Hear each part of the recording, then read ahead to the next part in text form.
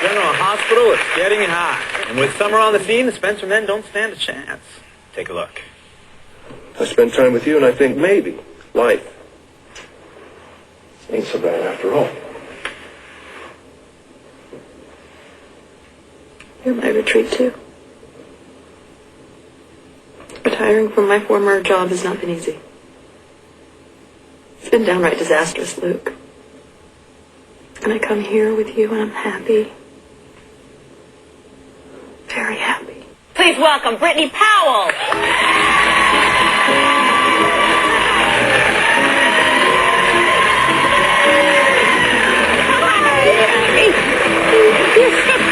Hello. I'm good. Wow, what a nice welcome. Thank you very much. Congratulations. What a great character to Thank play, you. huh? Oh, for real. I didn't know when I was auditioning for the part. I had no idea that she was a call girl. I had no idea that she would be involved with father and son. I had no idea of any of these things. Really? And I'm sitting there during the screen test. And Who did you screen test with? Tony Geary. Okay. Oh, great. Yes, he was wonderful. Excellent man. So, yeah, we're sitting there screen testing, and it's very emotional, and I'm tearing up because they'll throw, like, the hardest scene at you for a screen test. So I'm tearing up and doing all this stuff. He turns and he looks at me and he says, "Now, what do you know about the history of this character?" And I said, "Well, judging by the sides, apparently we like each other, and I'm leaving you."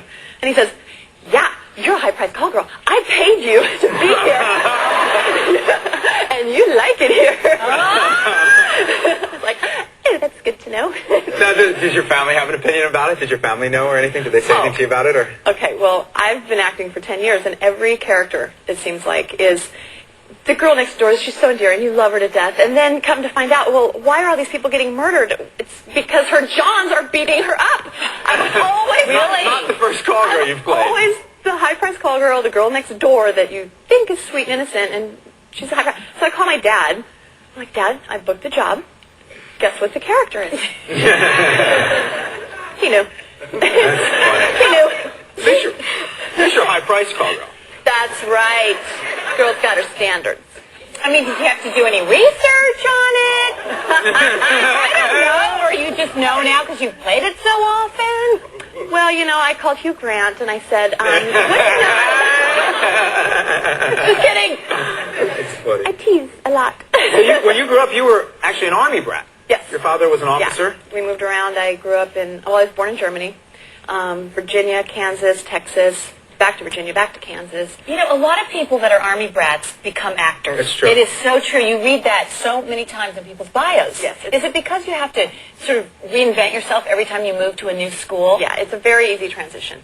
Every 3 to 4 years I was at a new school, so I'm meeting you for the first time, and this happens every 4 years. Wow. So with acting, you go from one job to the next. You're on a set, and all of a sudden you're just thrown into this environment where this is now a family because you are going to make this project work. You're going to make it good. You have to have chemistry on set. It's easy. Oh, interesting, because I find that so often. Yeah, that is very often. And you travel so much. Right. And you think you got an education from living in all those different areas, a cultural education that helps you in your acting? Or? When I was in school, in 5th grade, I was in Germany, and we were studying the Leaning Tower of Pisa, and that was before they shut it down, before you weren't allowed to climb it anymore. Uh-huh. So for that weekend, we booked a trip. We went to Pisa and climbed the Leaning Tower. Wow. So my parents are very hands-on education. Now, you're also married, and you have a son. Yes. That we have a little history with. Yes, we do. We were in our prenatal meditation class. That's my angel. You guys got married on the beach? Yeah, we got married on the beach. He wore the tux top and then some swimming shorts. I wore a silver bikini and a long white sarong. And daisies in my hair, you saw. And then after we were done saying I do, everybody, it was required. You had to run straight into the water. Really? Yes. It was mom, dad, everybody. Straight into the water. Now, you also gave birth at home. We were in this prenatal yoga class, and they sort of pushed that, please give birth at home. I did not, and you did. Yes. There was one thing you didn't buy into. That's right.